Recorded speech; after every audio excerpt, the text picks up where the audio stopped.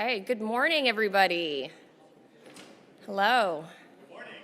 Thank you, Erik. You get an A. The rest of you guys have failed the first quiz, which is good morning. So my name is Christie. I'm the executive director of the Stanford Digital Economy Lab, your host for today. I'm going to be emceeing today's event. Thank you so much for being here, and thank you for being part of Stanford Digital Assets Week, the first ever Stanford Digital Assets Week. Before we get going, I'm going to read the Stanford Land Acknowledgement. We recognize that Stanford sits on the ancestral land of the Muwekma Ohlone tribe, and this land was and continues to be of great importance to the Ohlone people. Consistent with our values of community and inclusion, we have a responsibility to acknowledge, honor, and make visible the university's relationship to Native peoples.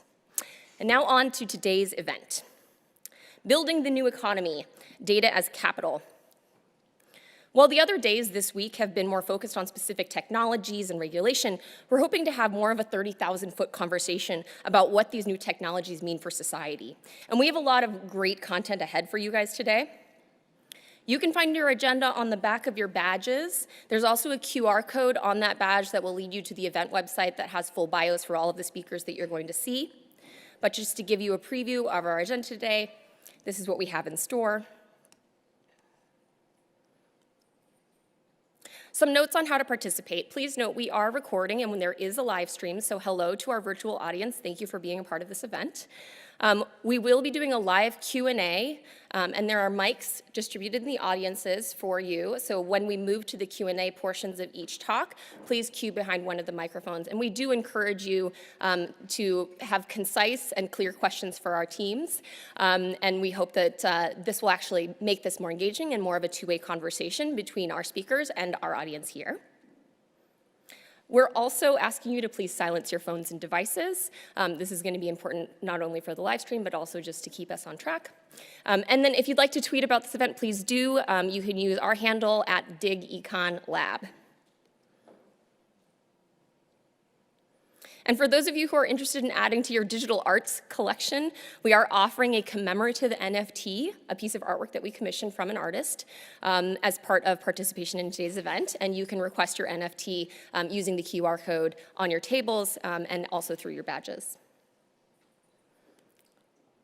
So to orient you as to who we are as a lab, we're an interdisciplinary team of researchers. We were founded in 2020 as a lab within the Stanford Institute for Human-Centered Artificial Intelligence, which strives to make sure that AI is developed and that its human impacts are in mind when it's developed. We're also co-sponsored by the Stanford Institute for Economic Policy Research. And our mission is to advance our collective understanding of the digital economy in order to build a tech-driven economy that benefits everyone. And we're experiencing this period of rapid transformation. It's hard to keep up, and machines are starting to become intelligent. And this has really big implications for the economy and for society. The paradox of our era is that even with all of this information and these amazing new tools that are being developed, the future is still uncertain. And we have problems like the median income in the US stagnating and jobs really rapidly being transformed, everyone needing to learn new skills. And so what we think is a grand challenge of our time is creating not just prosperity from all these new technologies, but also shared prosperity and ensuring that that bounty from the technology is really shared by the many. So how do we accomplish this mission? We have 5 core areas of work. The first is conducting research. We have over 50 research projects across numerous areas. We have a lot of breadth as well as a lot of depth, which Erik is going to share more about after I'm finished with my talk. We're building a community of researchers, not just here on Stanford, but also around the world. We really want to learn from everybody who's working in these areas and try to form that community to solve these challenges together. We host events like this one. I encourage all of you guys to sign up for our email list so that you can be invited to seminars, workshops, conferences where we'll be tackling these different issues and trying to create that community of researchers that I mentioned. We generate issue and policy briefs to try to make sure that the work that we're doing is getting to the hands of policymakers who can really transform the world.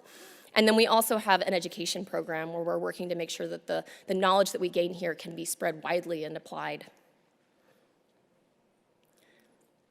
None of this would be possible without the people behind the Digital Economy Lab, including our director, Professor Erik Brynjolfsson, who I'll bring up in a minute. But we're also supported by a large group of affiliated faculty who come from all across campus. And this is important that it's a multidisciplinary group. They come from computer science, economics, the Graduate School of Business, as well as the social sciences. We're definitely trying to create that multidisciplinary group.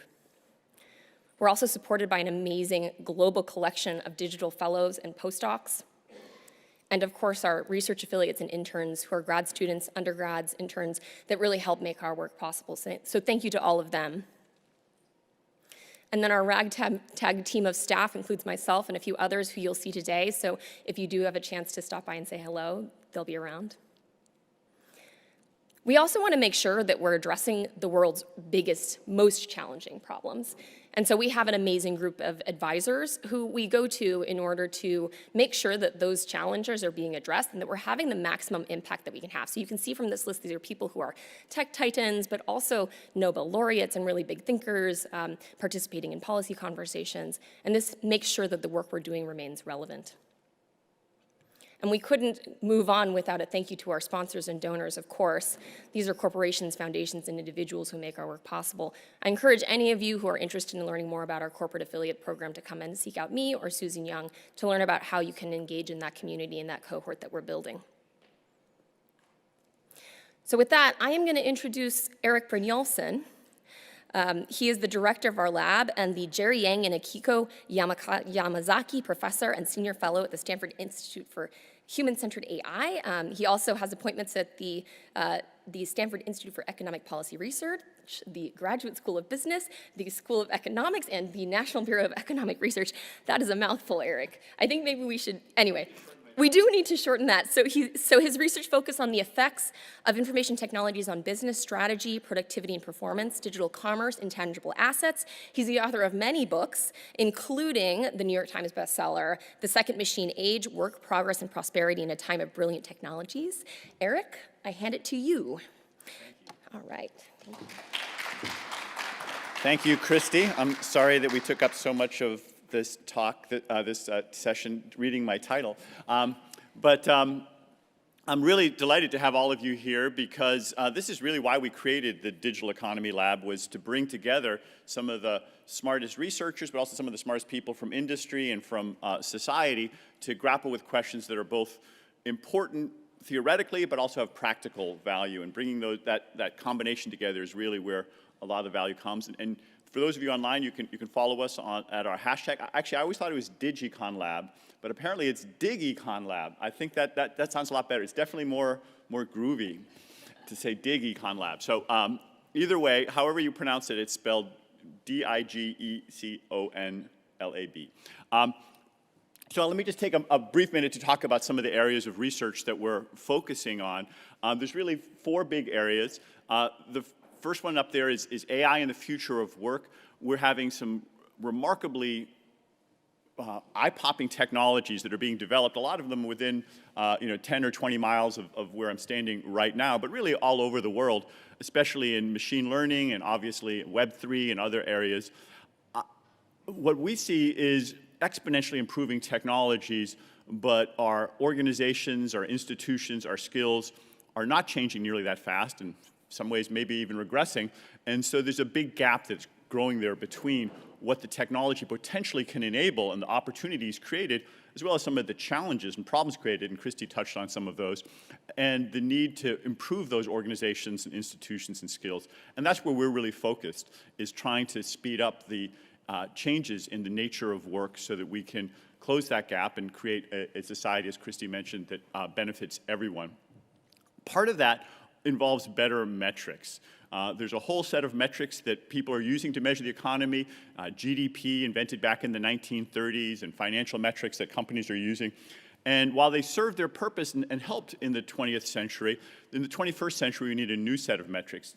The digital economy, digital assets, as we'll be talking about, have a whole different set of properties. Data is a kind of capital that needs to be measured better. So we're using a whole new set of metrics. We've invented a technique called GDP-B that seeks to measure the consumer value that people get from goods as opposed to what they're paying. You may pay 0 for, say, Wikipedia, but still get a lot of value. Since you pay zero, it doesn't show up in GDP or in traditional productivity measures, but our GDP measure does capture the value, and we'll be rolling that out. We've already done it for a number of goods. We'll be rolling out more comprehensively going forward. We also are very fortunate that there's just a flood of very detailed data that's collected automatically from everything from our cell phones to job posting records. We have a partnership with ADP, the largest payroll processing company. And all this data can now be analyzed. And I compare it to the invention of the microscope in terms of its ability to allow us to see more precisely what's going on inside of companies, just as the microscope revolutionized biology. And so we have a big initiative around formalizing that and scaling it up and taking advantage of all this data to better understand the economy, including parts of the future of work. Looping around, I'll just continue over to adoption of advanced technologies. We've also got some very productive partnerships with the Census Bureau and other organizations to do more traditional surveys. We discovered that if you add 6 words to your surveys, they get a much higher response rate. All you need to say is, this response is required by law. And so with the Census Department, we get to add those words to it, and we're surveying tens of thousands, in some cases hundreds of thousands of firms, 850,000 firms on their use of AI and robotics. And so for the first time, we're getting much more detailed data about how companies are using it. We're also surveying them on their management practices, because we understand that some of those intangibles and those organizational practices are really important. And by partnering with the census and combining it with some of the data from ADP and other places, we're getting a level of insights that we never had before. And last but not least, I want to touch on the digital platforms and society branch. This is the one that we're really focusing on most today. We'll be touching on all of those to some extent, but especially the way these digital assets are transforming society and the opportunity to use new decentralized approaches, Web3 and related platform technologies. This is really a very different way of organizing production than what happened through most of previous history, the 20th century and before. And the economics of platforms and two-sided networks is really quite different. It's becoming more well understood, but it opens up a lot of opportunities, and we'll be hearing about those shortly. And I'm especially thankful that Sandy Pentland is joining us today. He's going to be speaking. Let me just introduce him briefly. Sandy and I have known each other for, well, more decades than I want to list, but quite a while. Back at MIT, we've done research papers together where he and his team invented sociometric badges that kept track not just of the email and phone data, but face-to-face communications. We taught a course together on big data. I think it was like a decade ago, before big data was really big, and we did it online with a virtual reality kind of operation that reached a lot more people, which was kind of fun. He's one of the most cited scholars in this field, and he now has a new book, which is really in large part the inspiration for today, about building the new economy, data as capital. And I believe it's available at Amazon. Is there a QR code that we can put up there? I thought there was. And so I believe you can buy it, or you can download it, or you can just listen very carefully today and probably get a good chunk of the content. So with that, please come and give us our opening keynote, Sandy. Welcome.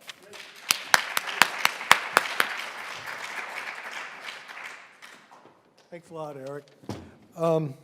So my job here, Christie told me what I had to do, so I'm going to do what she said. My job is to sort of orient you, and part of that is orienting you away from FTX, okay? We don't want to talk about the imminent disasters and strange things that have been happening in the last little while. We want to keep our eyes on the future and what's happening behind all of that sort of noise and what we're going to see emerging in the future. And so that's what I'm up to. How are these technologies that you see in crypto, so AI, blockchain, smart contracts, how are they coming together to modify existing corporations, existing supply chains, existing finance, but also national governments, because it turns out that national governments are very active quietly in this area as well. And so let me just start with a quote. So it says, data is now a primary means of production, like capital, labor, and land. Anyone want to guess who said this? Oh, so this is China's president for life, Xi. So the loudest voice in Marxism which is about the tension between labor and capital, now says it's a three-way battle between data, labor, and capital. That's something to really pay attention to. And of course, they're moving very quickly on this. Another quote from him is, "Who controls the data has the initiative." That's a slightly scary thing, but we see it played out in commercial areas all the time now. And one thing I'd like to sort of point out is my attitude about AI. So obviously, AI is really interesting, but at the end of the day, all of the AI we have today are just ways of finding patterns in data. If you control the data, you control the AI. If you haven't got the data, you're not going to much have a good AI. And so thinking about data as being the enabler of this new economy, I think, is very appropriate. And of course, that raises the question, who owns the data? How do we control it? And that is the big battle we see going on around us. Like almost any new means of production, capital, land, labor, the early adopters have monopolized the territory. So the big companies that are just south of us here really are the largest holders of data in the world. This is like, for instance, in the early 1850s, 1860s, Eastern banks controlled all the capital in this country. Or as the economy became really industrialized, there were a few big corporations that really had a lock on what it meant to be a laborer and an employee. And what happened in those areas was you got agricultural groups forming their own banks out in the West. And that's much more potent than you might imagine or the story is today. But that pushed back on the Eastern banks and eventually resulted in the banking systems that were much more equitable and fair, although far from perfect. Same with industrialization. Local groups unionized, pushed back against corporations, and formed this sort of equilibrium between labor and capital that we see today, an equilibrium that's changing in the presence of data with the introduction of things like gig capital, gig workers, and so forth. So that's what's going on, and we need to pay attention to it. And so here's the sort of thing that I think that we want to see in our future. We want to see data held much more equitably, distributed, just like we have workers' rights, we have local banks, we all have money that we own. It's not just the Eastern banks. So we want to have ownership control over our data. And we want to have transactions that are secure, legally enforceable, auditable. And I'm going to violate my own rule. That was, of course, a lot of the story around FTX. It wasn't under controls, it wasn't audited, and as a result, things are not secure. And you see this all throughout the sort of crypto system. And fraud and cyber attack. So my friends that run things like MasterCard and Visa tell me that they expect to see a tenfold increase in cyber attack over the next decade as more devices come online and the attack surface gets bigger. So how do you deal with this? Well, fortunately, there are technologies, and this is what has inspired all of the crypto sort of world, is, for instance, you have federated AI. You don't have to own data to use it. And I thought, what is that? That's crazy. But there are ways of getting insights out of data without owning it. And in fact, your phones do that. Your phone doesn't send all your typing back to headquarters. It sends some statistics about your typing, and then headquarters figures out how trends have changed in the population, sends that back to your phone. Your data remains under your control. And you see this again and again. We just helped major banks in the US move to a system like that. So when you move your bank account around, they no longer trade your data until the account actually moves when you move your data from one place to the next. And part of that is what are called attestations, which are done by tokens. So if I want to know that you're a good banking customer, I can ask, are they good? And the bank can say yes or no. It doesn't have to give me your data. And we see this, for instance, whenever we do a credit card transaction, we say, what it does is it asks the bank whether this person has enough money to cover this bill. And they send back yes or no. They don't send back all your data. So there's ways of putting data much more under control of the individuals. It's complicated still, which is why I think we need a new type of organization that's like credit unions or like labor unions. Maybe you call them data unions or data trusts. And there's a great deal of excitement about that, and many countries are moving on creating collectives that represent individuals and their data, not owning their data, but representing them. You want to have your transactions secure, legally enforceable, auditable. Blockchain is a great way to do that. It gives you a ledger that is shared among many entities where you can check what's going on. Is this a major thing? Well, the World Economic Forum says so, but I like this analogy. In the 1500s, we invented, well, the Medicis invented dual ledger banking, and it transformed the economic world. Well, now we have multi-ledger banking, multi-ledger transactions, where if you're shipping things, the people who ship it, the people who receive it, the people that carry it, all have a certified copy of the ledger. That's a distributed ledger technology, AKA blockchain. On top of that are things called smart contracts, which are just little bits of code that ensure that the right thing happens. So for instance, from the point of view of a country, when you import something, you have to pay tax on it.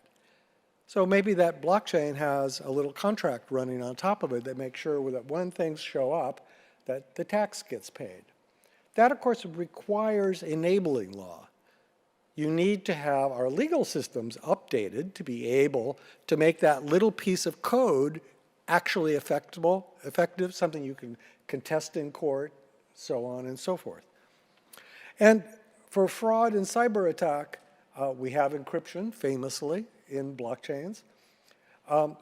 Private data stores don't store things where people can get at it, keep them private.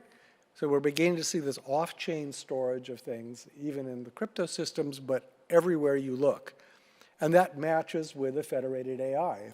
If you want to be part of a system, you can give them statistics about your data, but you never share your data.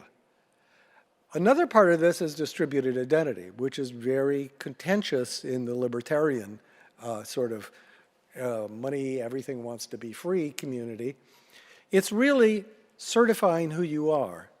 And we have, in many countries, this idea that only the government can certify your identity. And of course, that has real dangers, and it just isn't going to fly in the US, thankfully. But you also have certification by the place that you bank from, the place you go to school, the place you rent from. You have a community that can certify you are who you are. And there's ways of doing this that are extremely protective of your privacy and your personal life, are enormously secure, and you get to see them now some places. So we've helped, for instance, both Australia and Kenya instantiate systems that are not that monopolistic central control of identity, but actually rely on your community interactions to be able to certify who you are. So those are the things I would put forward as what we want to see. Secure, safe, under our own control, enforceable, also cheap. It just happens. It's not where you have to hire a lawyer. The contract just executes a little bit of code. Where are we? Well, famously, we have crypto. Ethereum is perhaps the best example because it has smart contracts and so forth. And they have ways of doing token attestations, but it's not intrinsically something that includes ability to analyze data without owning or seeing the data. So it doesn't have federated AI, although people add that to it, right? Like us. The transactions are reasonably secure, but the moment you move something off-chain, you can be attacked. And that's where, until just recently, most of the big failures in the crypto ecosystem have had. Some of the guys in my group are members of the IETF, which is the global internet body that sets standards for transfers like that, because currently it's the biggest hole in the dike. So crypto systems have these blockchains, they have smart contracts, but the smart contracts are not legally enforceable because they haven't been enabled by the surrounding body of law. You have to be able to say what happens in error conditions, what happens when someone cheats. And currently, it's just the code, it's a little delicate. If people think of a new way to do things, you can get screwed. This is what happens with a lot of the sort of attacks on crypto. So you need to have that enabling law, which doesn't yet exist there in general. Fraud and cyber attack, well, we've seen famously a number of things that happen in this space. Encryption helps, but you also, at some level, need to know who it is. Because if they commit a crime, you want to be able to find them and do things. You need to be able to control data in ways that are reliable, and that's the story of a lot of these things. So what else is there out there? Well, there's commercial systems. So we work with Maersk, which ships a large fraction of the containers in the world. You may not know it, but something like 60% of all of the shipping in the world is on a blockchain through Maersk and an IBM collaboration called TradeLens. And that also includes attestations about what's in those shipping containers. And we're working with them to be able to do payments and letters of credit on that same sort of blockchain. Oh, you mean they have a Web3 system which today handles 60% of all the shipping in the world. Did you know that? You should. That's like several $1 trillion worth of stuff going on, okay?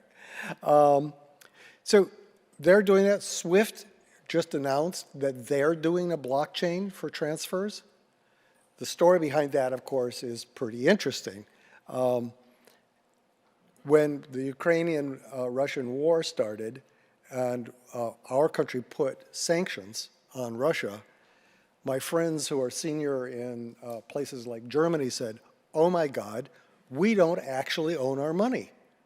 We have to do something about this. And the problem is that SWIFT is too influenced by the US. And SWIFT's response to this is, well, we're going to have a distributed ledger where sanctions don't work the same way anymore. So Germany can, in fact, own their money. Of course, you also saw articles talking about how Russia, China, India, and Brazil were putting together the BRIC coin, BRIC reserve currency, similar to the International Monetary Fund and special drawing rights, where you would have an alternative to the dollar that's supported by these other sorts of economies that have other types of ideas about how governments are supposed to run. So there's a lot of interesting things you should pay attention to there. In the same space, you get notions of fraud and cyber attack. They don't have this notion of distributed identity. They do have notions of private data stores, but they're commercial, and they just want to know that you've certified that you're you. The law often reinforces that through KYC types of regulations. But I actually don't want Maersk or SWIFT to know everything about me. I want to have a distributed identity where I can show them just the data I need or just the persona that I have, and that I can use a different persona when I go to the local bar or when I go to work or something like that. So they're not a total answer either.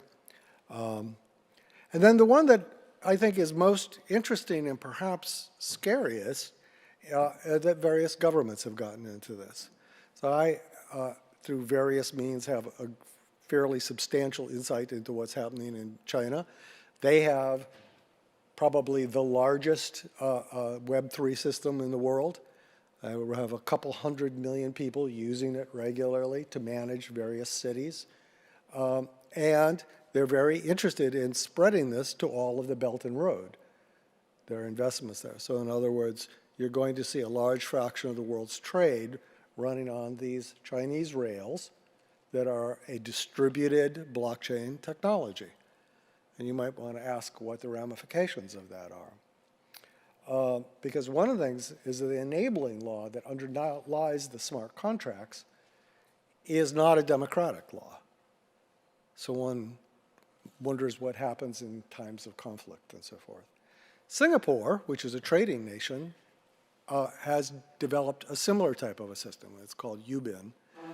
So their sovereign wealth fund, together with JP Morgan, put in tens of millions of dollars to develop a Web3 system with the intent of moving all of their $500 billion worth of investments onto this Web3 system, which is sort of an alternative to the Chinese system. And I've worked with the government of Australia to be able to be part of that system, to be able to support it, because there really is some interesting geopolitics there. Switzerland has also deployed something called Swiss Trust Chain. We helped them set that up. Switzerland and Singapore are the sort of hotbeds of this technology, and particularly the enabling law for it. So it's really interesting to see what's happening there. And the Swiss are saying, look, we used to have this thing called confidential banking. Maybe we can bring that back through these Web3 systems, right? You don't share your data, we just validate things and we move the money around. And for the Swiss economy, that would be really good. But you can do the same sort of things in medical areas, medical IP, things like that. So it's interesting to really think about where that is going to go. So that's the big picture that I want to use to be able to sort of set the stage here, is we don't want to talk about what's happening today, the current disasters outside of our doors, things like that. We want to talk about where we want to be and who's getting there and what will that world look like. And so we have 3 panels, and I'll give little sketches of my view about the panel, but really it's up to the panelists, right? The human perspective. So my view on this sort of thing is that it's complicated, just like money is complicated. And with money, we don't manage our money ourselves typically. We have banks, we have mutual funds, we have investment advisors. We have a layer of institutions that help us take advantage of the system and protect us. And we probably need the same thing in data, and that's called data trusts, data cooperatives, data unions. But we'll have a debate about that and see what everybody else thinks. Resilient systems. So one of the things that's characteristic of today is only a few people control all the data. What about the workers? So we work, for instance, with gig workers to be able to give them their data so they know how they're being paid, so that they can band together and figure out what it is they ought to do. We work with Consumer Union to be able to help consumers band together use their data to be able to understand what to do, and also, incidentally, to be able to help consumers manage their data better. And that's under this panel 2. Panel 3 is data and AI, a new ecology. So one of the ramifications here, to go back to Xi, is that data is a primary means of production. It's not this thing on the side. It's not like electricity, for instance, which is often analogized to. This is something that has first-rate status. If you control data or have access to data, it changes the picture for you. And it can be in a very revolutionary. Today, all data is locked up in silos. Right? Even within an organization, you can't get access to data. So it's not liquid. You can't really have markets about it. You can't get the data you need. And we were just talking at the table here, for instance, in the medical area. There are things, experts, the best experts I know, believe that we could cure Alzheimer's disease if we could get the data from all the failed trials. But you can't, because it's locked up in silos. Cancer, same thing. I mean, it is crazy that this illiquidity of data is probably going to kill everybody in this room, right? and you're not upset about it. Maybe you should do something about that. So things like federated AI rather, allow you to look at patterns across data stores without owning the data. So all those people who own that Alzheimer's data would say, yes, I will compute certain statistics on my data. I'm never going to give you the data, but I'll let you see certain statistics. And from that, we can jointly forge insights about the problem.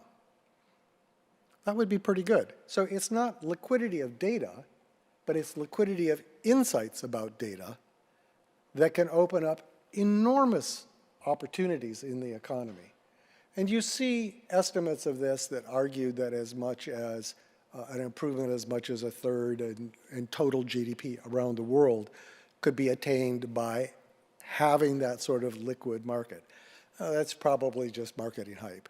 But certainly you can do a lot. And I think that's the thing we want to think about is how can we have data as an asset in the hands of people, communities, organizations, and be able to achieve the sort of goals that we want, curing disease, better government, et cetera. And that's where I want to go, and I hope you'll want to go there too. So, thank you.